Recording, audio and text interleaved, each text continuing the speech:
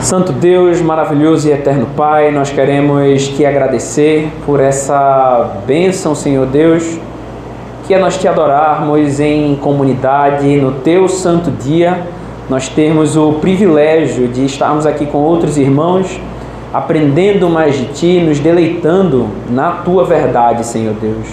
Abre o nosso coração para aprendermos a entender mais da tua verdade com profundidade, ao mesmo tempo que nós nos defendemos dos ataques que essa fé recebe. Tem misericórdia de nós, nos leva ao entendimento da tua palavra, no nome de Jesus. Amém. Amém, meus irmãos. Nós vamos iniciar uma série de estudos sobre apologética, tá? E o intuito é fazer uma série de estudos que levem os irmãos também a entender um pouco mais sobre cosmovisão cristã e também qual é a relação do cristão com a cultura. E por que estudar apologética? Na verdade, o que é apologética? Alguém sabe dizer?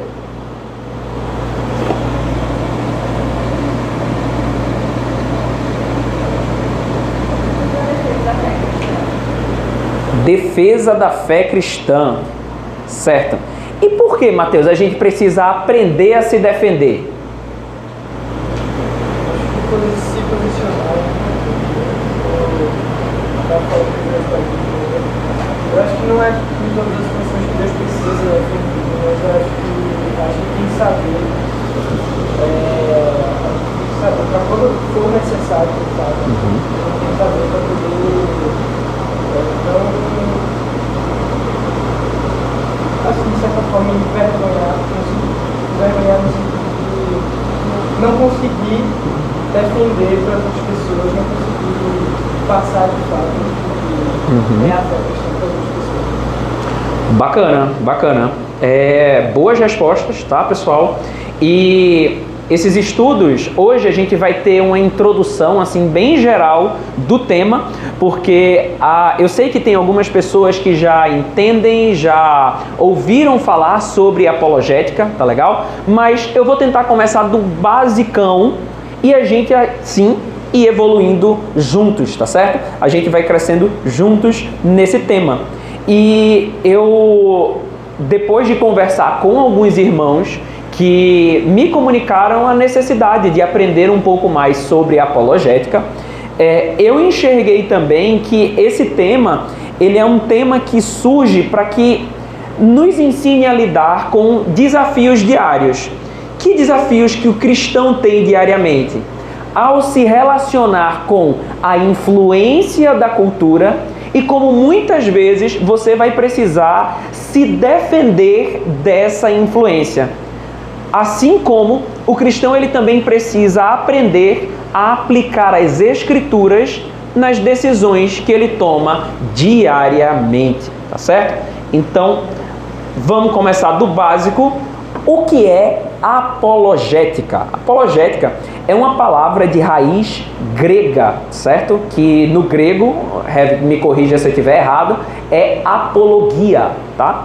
O grego tem esse G meio puxado e ela foi transliterada para o português, isso é uma palavra grega que ela foi abraçada pelo nosso idioma e ela significa, em essência, defesa. Como o Mateus falou para a gente aqui, defesa, mas defesa de quê? Não é verdade? No português, essa palavra ela ganhou um significado um tanto pejorativo. Todas as vezes que a gente vê essa palavra apologética, dessa vez aportuguesada, né?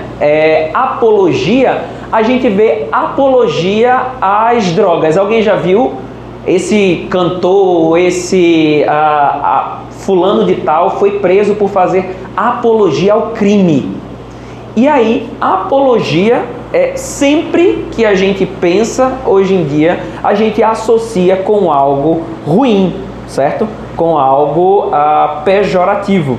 Mas essa palavra ela foi inicialmente usada nos tribunais da Grécia Antiga.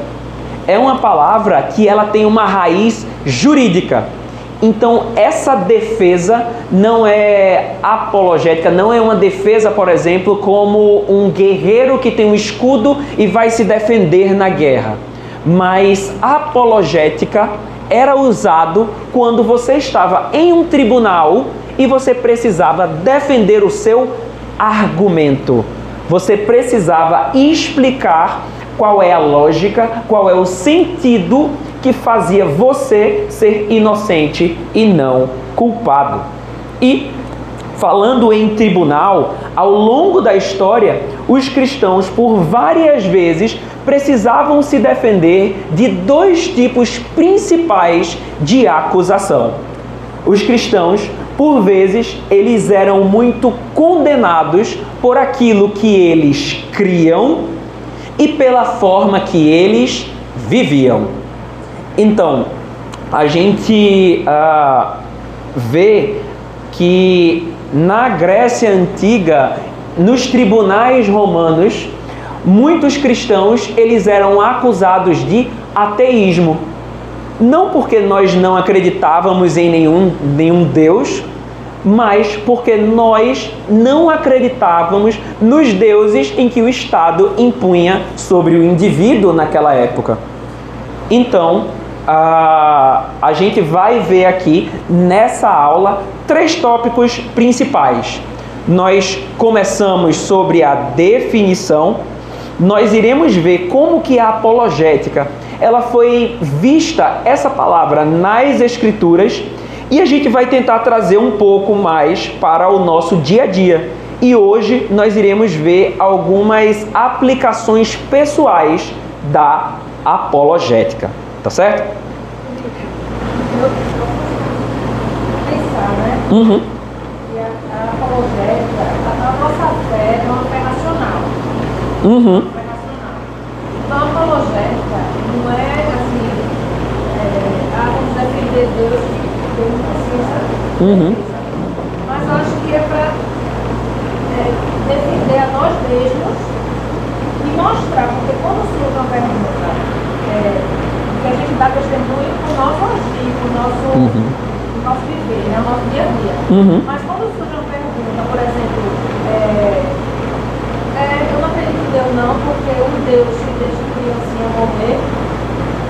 Um Deus que permite o mal, né? Permite o mal, então aí você não sabe defender. Você está dizendo que não acredita que Deus existe, acredito que Deus é soberano, mas nem eu mesmo sei explicar isso de uma forma racional. Uhum. Isso acaba fazendo com que a gente seja influenciado pela cultura. Uhum. Porque acaba que, como você não sabe o racional dessa situação, aí eles vão falar coisa horrenda. Tu lembra da criancinha de tal, tu lembra desse negócio, o que elas fizeram, veio a criancinha estuprada, por exemplo.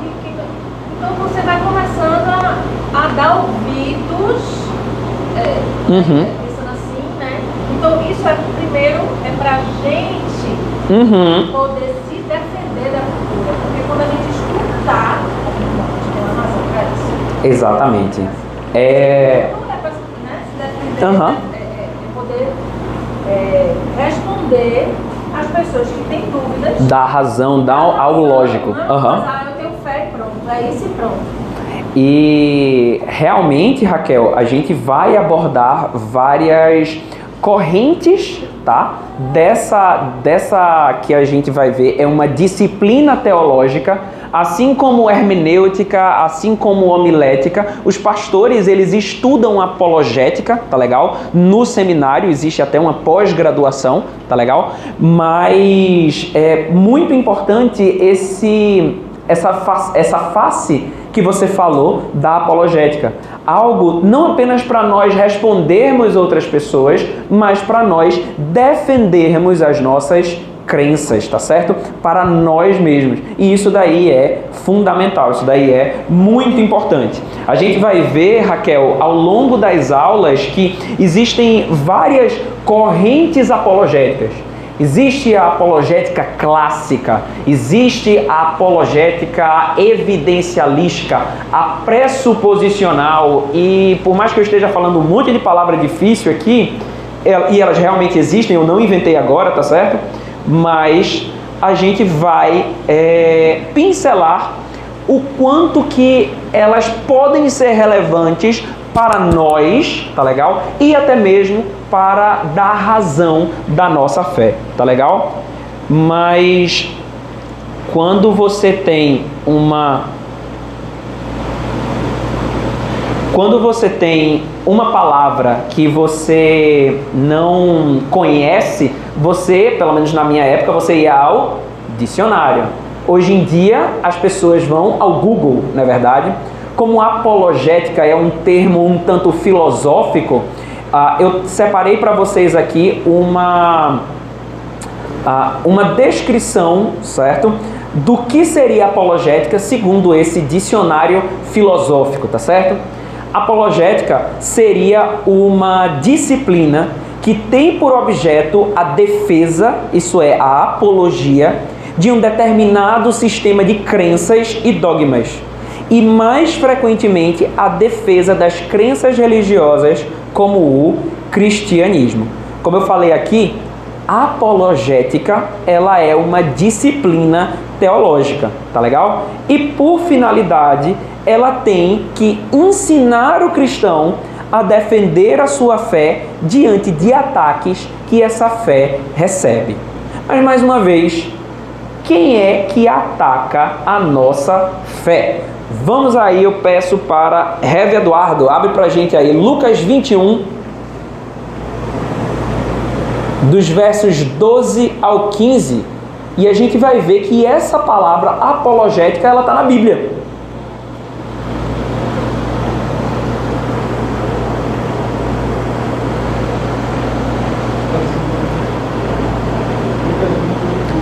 Lucas 21, do 12 ao 15, Rev. Lê pra gente aí, bem alto. Antes, porém, todas essas coisas vocês serão presos e perseguidos. Vocês serão entregues às sinagogas e lançados nas prisões. Serão levados à presença de reis e de governadores por causa do meu nome. Isto acontecerá para que vocês deem testemunho. Tomem, pois, a decisão e não se preocupar com o que irão responder, porque eu lhes darei palavras e sabedoria a que não poderão resistir nem contradizer todos os que se opuserem a você. Obrigado, Rev. A gente tem aqui, eu queria pontuar 3 coisas, tá, sobre esses versículos que a gente leu aqui. A primeira coisa, essa daí é um texto onde Jesus ele fala de forma profética a respeito daquilo que iria acontecer poucos anos após a sua partida. E a gente vai ver que isso de fato aconteceu ali em Atos dos Apóstolos várias vezes e também ao longo da história da igreja, onde cristãos eles foram levados e até hoje isso acontece e defender a sua fé. Mas o que eu quero atentar esses versículos é que quando Jesus fala que os cristãos eles iriam responder, essa resposta no grego, no original grego, tá certo?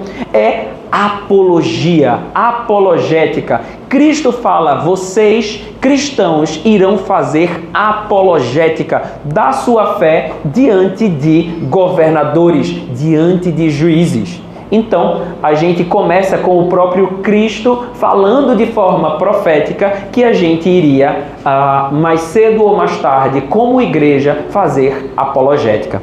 O segundo ponto que eu queria frisar é que esse contexto que os cristãos seriam levados a julgamentos, vocês vão concordar comigo que é um contexto de perseguição. Afinal, ninguém é levado a julgamento por nada, não é verdade? Então, vai chegar um período da história da igreja em que ela será levada a julgamento. E caberá a nós saber fazer uma boa apologética. Mas existe um terceiro ponto, e eu acredito que é um dos pontos cruciais da apologética. É aquilo que Cristo fala no final dessa profecia, onde ele fala que o Espírito Santo é que vai colocar na boca de vocês aquilo que vocês irão falar. E isso traz para a gente uma característica espiritual da apologética. Muita gente acha que estudar apologética é algo que é fundamental para eu saber desacreditar um ateu, ou eu aprender a defender o calvinismo ou a eleição. Mas a apologética, ela é primariamente você responder aquilo que o Espírito Santo vai colocar no seu coração, na sua boca, no momento correto. E veja, é algo que sim, depende de você ter um conhecimento prévio, mas é muito diferente do que simplesmente um debate. Porque debate por debate, o ateu, o ímpio, ele pode estudar uma disciplina, seja ela qual for, ele pode ler muito um texto, seja até mesmo a Bíblia, e debater sobre aquele texto. Apologética verdadeira é algo que apenas um crente convertido ele vai conseguir fazer, porque é algo que tem sim uma inclinação espiritual, tá certo, pessoal? Então, esses 3 tópicos aí abordam de uma forma bem interessante,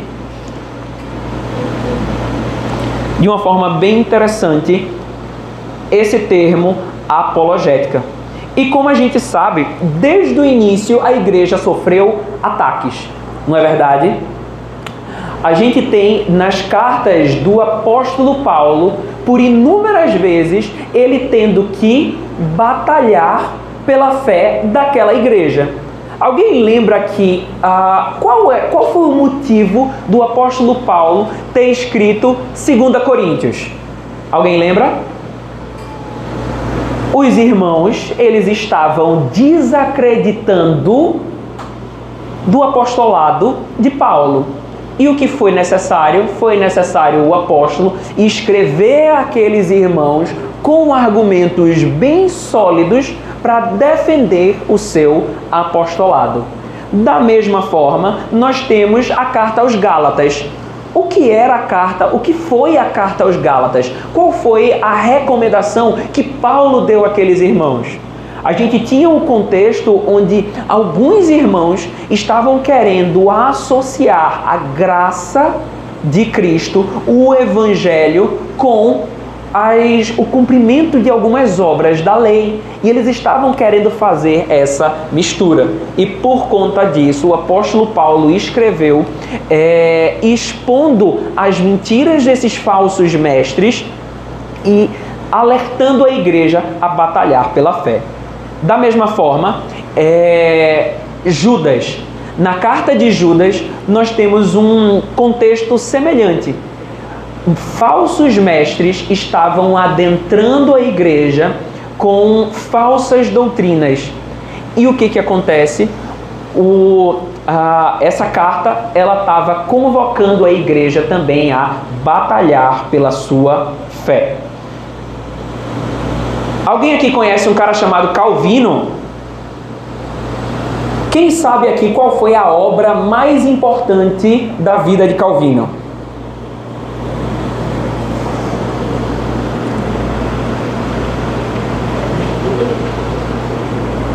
E o que eram as Institutas? As Institutas da fé cristã, que Calvino começou a escrever se eu não me engano, entre os seus 20 anos, tá? Ele não terminou, ele começou a escrever, mas são livros enormes. Foram livros em que ele escreveu dedicado a um rei. E qual é o intuito desses livros? Era explicar os fundamentos e a sistematização da doutrina reformada. Ou seja, as Institutas de Calvino são grandes obras apologéticas de defesa e explicação da fé. A gente tem também situações onde essa palavra apologética ela não foi diretamente usada. Mas abre pra gente aí, Mateus, em Atos 19, versos 33 e 34.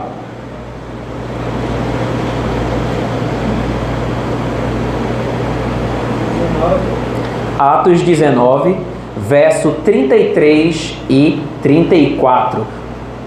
Então tiraram Alexandre do meio da multidão, e os judeus empurraram para fora. Este, acenando com a mão, queria falar ao povo. Quando, porém, reconheceram que ele era judeu, todos a uma voz gritaram durante quase 2 horas. Grande é a Diana dos Efésios. O que é essa situação e o que é... Deixa eu dar para vocês um pouco de contexto sobre essa situação. O apóstolo Paulo, ele tinha chegado à cidade de Éfeso, tá? E Éfeso era uma cidade muito famosa pelo turismo religioso. Era uma cidade que o comércio dela girava em torno do templo da deusa Diana. E quando Paulo ele começou a pregar o evangelho, que foi o que aconteceu, as pessoas elas começaram a se converter. Paulo, de forma missionária, planta uma igreja ali naquela cidade e, com o passar do tempo, o comércio ele foi começando a ficar afetado. Os artesãos e artífices que antes viviam de vender colares e adereços da deusa Diana por conta do tempo, eles começaram a ter um prejuízo financeiro. E por conta que começou a doer no bolso, eles fizeram um grande motim e levaram os irmãos daquela igreja a um julgamento popular. E o que Mateus acabou de ler aí é uma espécie de advogado, esse Alexandre, né? É uma pessoa da comunidade que defendeu o apóstolo Paulo e dissolveu toda aquela assembleia com os seus argumentos. Ou seja, de forma lógica, racional, ele impediu que algo muito pior viesse a acontecer e que a igreja ela fosse destruída naquela situação. Eu queria que os irmãos agora abrissem em Filipenses, capítulo 1, verso 7.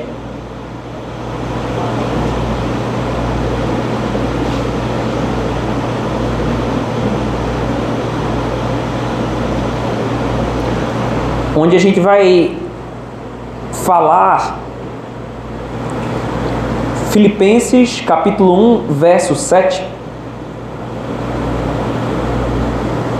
Prestem bem atenção nesse versículo, meus irmãos. Aliás, é justo que eu assim pense de todos vocês, porque eu os trago no coração, seja nas minhas algemas, seja na defesa e confirmação do Evangelho, pois todos vocês são participantes da graça comigo. Um contexto sobre essa situação aqui de Filipenses. Como os irmãos sabem, Filipenses é aquela carta que Paulo escreve quando ele estava preso, certo? E depois dele escrever uma declaração de amor aos filipenses, como ele fala aqui, ó, eu penso em vocês e eu trago vocês no meu coração. Paulo, ele passa a explicar um pouco que aquele contexto que ele estava vivendo ali não era um contexto que preocupava ele. A gente estava usando até agora essa palavra defesa apologética numa questão jurídica para você defender a si mesmo. E Paulo, quando ele usa a palavra aqui, seja na defesa e confirmação do Evangelho, ele não está falando essa defesa como uma defesa pessoal dele. Então, a partir daqui, meus irmãos, eu consigo enxergar que o termo apologética, ele passa a descolar um pouco daquele sentido que ele tinha de apenas uma defesa pessoal. E Paulo passa a utilizar esse termo para uma defesa do Evangelho. Ele fala, ó, eu estou preso, eu amo vocês, meus irmãos, mas eu estou preso. Mas olha, eu estou preso e pessoas estão tendo mais coragem de pregar o Evangelho com a minha prisão. Eu estou preso, tá difícil a situação, mas eu estou pregando a palavra para pessoas que estão aqui.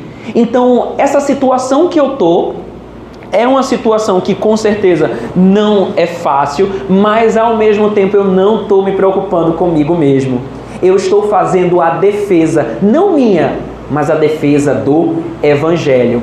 E vejam só que interessante o que Paulo ele vai falar aqui, tá?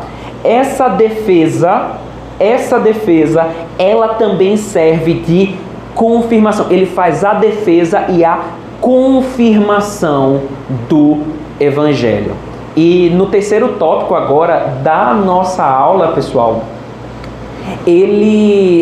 que é a gente aplicar a apologética para uma aplicação pessoal, esse objetivo adicional do que o apóstolo Paulo mostra para a gente de confirmação pessoal é algo que traz, assim como Raquel falou, uma outra face da apologética.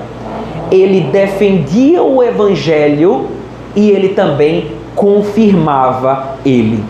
Isso é, a apologética, ela não serve apenas para nós usarmos ela quando inimigos atacam nossa fé, mas ela também é útil para esclarecer as nossas próprias dúvidas e demonstrar para nós mesmos que aquilo que nós cremos não é irracional. Por quê? Porque muitas vezes a incredulidade, ela vem do nosso próprio coração. E é aí, meus irmãos, que nós precisamos reafirmar para nós mesmos a veracidade daquilo que a gente aprendeu em outro tempo. E veja, não é estranho, né? Nós somos os únicos que temos a capacidade de falar com nós mesmos, de convencer o nosso próprio coração. Bia, abre pra gente aí no Salmo 42, verso 5. Lê pra gente bem alto.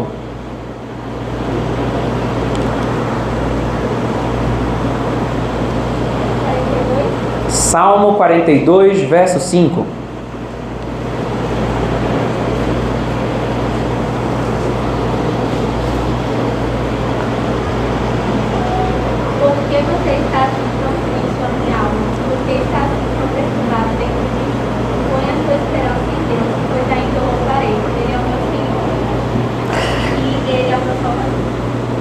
Quem que o salmista está falando nesse momento? Ele está pregando para quem? Porque está abatida, ó minha alma.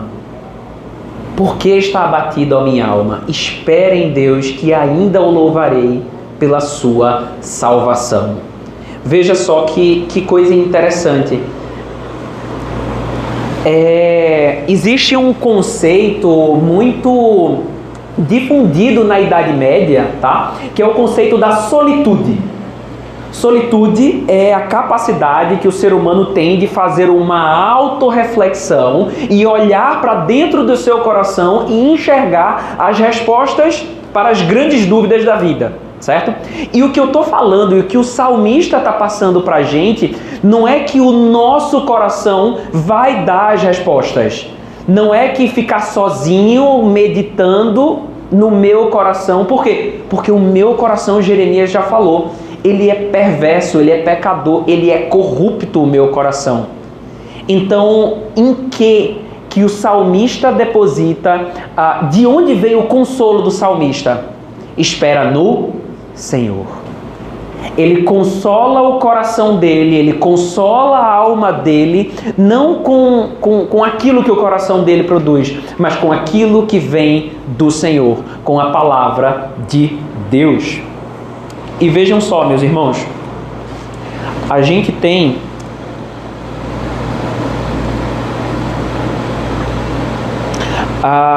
existe, meus irmãos, muito de apologética nessa autorreflexão bíblica. Quando eu prego para o meu coração e reafirmo essas verdades. Mas aí eu queria falar um pouco para vocês e queria perguntar para vocês. Quando a gente fala de doutrinas bíblicas, será que a gente só deve crer naquilo que a gente entende? O que vocês me dizem? Não? Então eu devo crer cegamente, sem entender? Sem entender nada. Tem uma história na família que é o meu avô, né, o pai da minha mãe, que ele disse que meu pai não era crente, era católico. Aí ia conversar com ele, a minha mãe ia conversar com o seu Zuzu, que era o meu avô. Aí ele dizia assim, tá vendo seu Zuzu? Aqui, dizendo que Jonas, a baleia engoliu um homem, passou 3 dias dentro do estômago dele, depois foi vomitado. Tá vendo que isso não existe? Que isso aí é história, lenda. Aí o meu avô fazia, Jarbas, a baleia engoliu um homem, depois vomitar. Isso é fácil de acreditar. Porque se tivesse dito, se na Bíblia tivesse dito que Jonas engoliu a baleia, eu acreditava, mas esse outro aí é muito fácil. Apologética aí, olha aí, tá vendo? Bem evidencialista essa apologética, bem evidencialista. A questão é que a gente tem que saber, né, que tem coisas que a gente não vai entender, porque a gente está lidando com Deus soberano. A gente está lidando que o Deus faz qualquer coisa que Ele quiser. E aí, primeiro, isso pra gente que tem o Espírito Santo, a gente acredita naquilo, é fácil de acreditar. Isso não quer dizer que a gente não busque os motivos assim, por questão de defesa. Certo. Mas eu acho que a gente não precisa entender de tudo, porque a gente não vai também entender de tudo. Estou entendendo. Certo. Para acreditar. Por que a gente não vai entender de tudo na Bíblia? Porque tem coisa, inclusive tem coisa na Bíblia que não é nem feita para entender, né? Que assim, que a gente entende, mas tem um limite e ele diz assim, ó, aqui ele não dá a resposta de tudo. Certo, certo. Eu entendo que Deus, de forma proposital, Ele oculta alguma coisa dos seus... Ó, tem coisa que não é para vocês saberem, certo? No entanto, Deus, Ele deu a sua palavra para nós com um intuito, não é verdade? Foi de nós conhecermos mais dele. A Bíblia tem tudo aquilo, a Bíblia tem todo o conhecimento a respeito de Deus? Não, porque Deus é infinito, não é verdade? O apóstolo João fala que se ele fosse escrever tudo aquilo que Cristo fez, não existiriam livros na terra que caberiam tanto conhecimento. Então, a Bíblia, esse é o ponto 1, ela nos traz conhecimento de Deus, certo?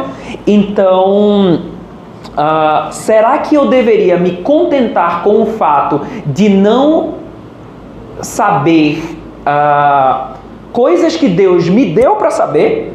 Por exemplo, Deus me deu a Bíblia. Eu deveria me contentar. Eu não sei não sobre eleição. Não sei não. O pastor falou, é interessante, eu deveria crer, porque é palavra de Deus, né? A doutrina da eleição, que Deus escolhe uns e não outros. Mas será que eu deveria aprender mais sobre isso? Com certeza, porque Deus manda também. A questão é, certo. Eu sei isso agora, mas eu vou procurar saber, porque Deus manda, manda a gente examinar as escrituras, certo. Né? A gente conhecer mais deles, entender. Então a gente não pode se acomodar com aquilo que a gente não sabe. Mas não sei, creio que aqui está falando certo. Porém, buscar o conhecimento, que é o que Deus manda. Certo. Acho que deve ser um movimento. Deve ser um movimento de o crer me leva a buscar entender, sabe? Não o contrário. Eu tenho que entender para me levar a crer. Certo. É esse movimento. Tô entendendo. Mas vocês não acham isso um pouco perigoso, não? Tipo, eu vou crer cegamente e aí depois eu entendo. E aí, Eduarda? Não é um pouco perigoso, não, isso? Eu acho que está escrito na Bíblia, as coisas tem coisas incompletas que só pode ser a Deus, tem coisas que a gente nunca vai saber. Certo. Aqui. Sendo que eu acho que, igual o Tiago falou, a gente deve procurar sempre saber o máximo que nós conseguimos. Certo? Todo conhecimento, sempre tentar adquirir cada vez mais. Justo, faz bastante sentido. E foi como eu falei aqui, tá, pessoal? Eu não vou me deter muito nesse tempo. Existem coisas que Deus fez para nós não sabermos, certo?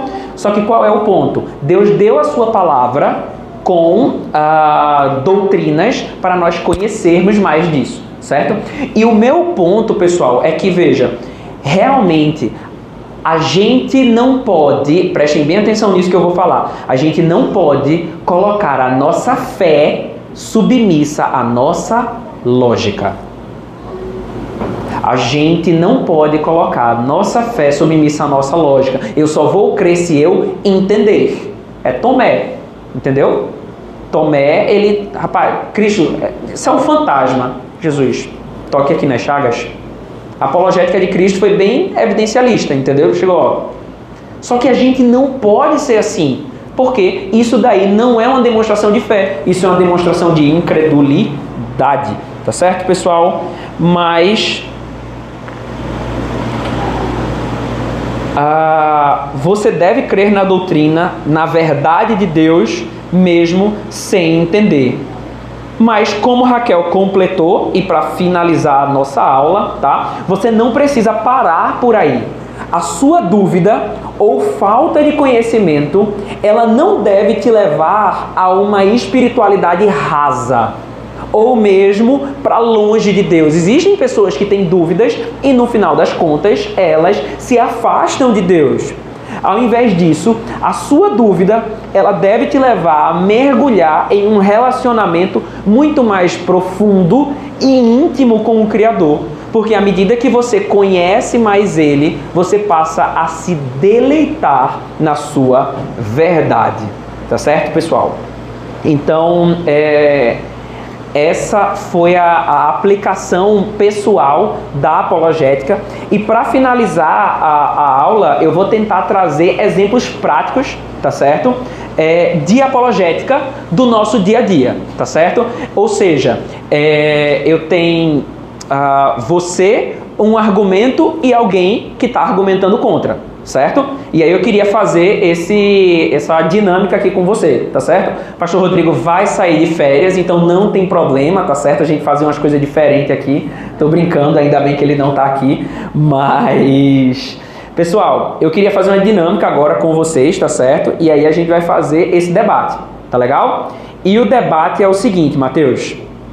Vai ser você, o argumento e uma pessoa contra. E a situação é a seguinte. Mateus, certo? Num domingo de manhã, tá brigando com o coração dele para vir para a igreja. Qual argumento ele deveria utilizar contra o coração dele para convencer que ele deve vir para a igreja?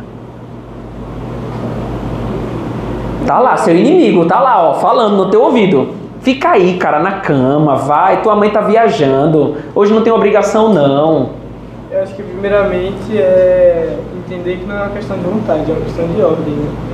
É uma ordem de Deus. E não é se eu estou afim no domingo, não. É se eu tenho que ir porque eu tenho que ir. É a ordem de Deus. E certo. Eu acho que, partindo do pressuposto que Deus é soberano, eu acho que a gente devia se levantar da cama por obediência, né? Por vontade. Certo. Olha aí. Por obediência, não é uma questão de vontade, não é verdade? Pessoal, todos os dias existem debates na nossa cabeça, da gente contra o nosso coração, todos os dias, a todo momento. E vai existir o dia em que o nosso coração vai ganhar. E aí a gente está um passo mais longe de Deus. Por isso que a apologética é importante, para proteger a gente da gente mesmo. Então, eu vou tentar trazer e tornar essa aula cada vez mais dinâmica e gostaria de saber se alguém tem alguma dúvida e gostaria de falar alguma coisa.